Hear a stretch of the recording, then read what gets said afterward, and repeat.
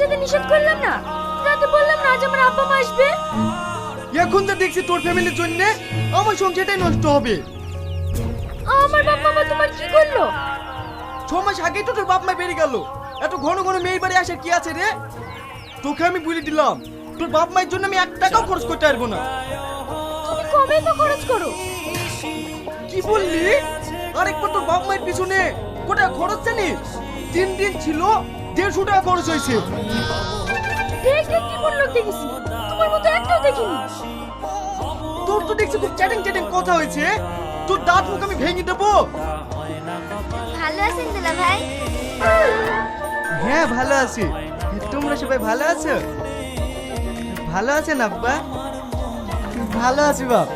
ভালো না থাকলে কি তোমাদের বাড়ি আসতে পারি? কি বুঝতে পারছি। যাও মা, ঘরে কি বসো।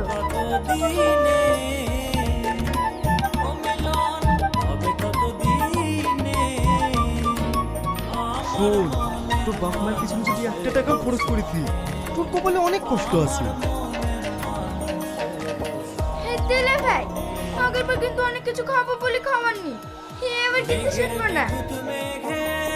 আরে কি যে বলো, 5টা না 10টা না তুই তোমার তো শালি আমার, তোমাদের খাওয়াবো না তো কাকে খাওয়াবো? ওগো, বাড়িতে যে দেশি মুরগিটা আছে ওইটাই জবাই করো। দেশি মুরগি?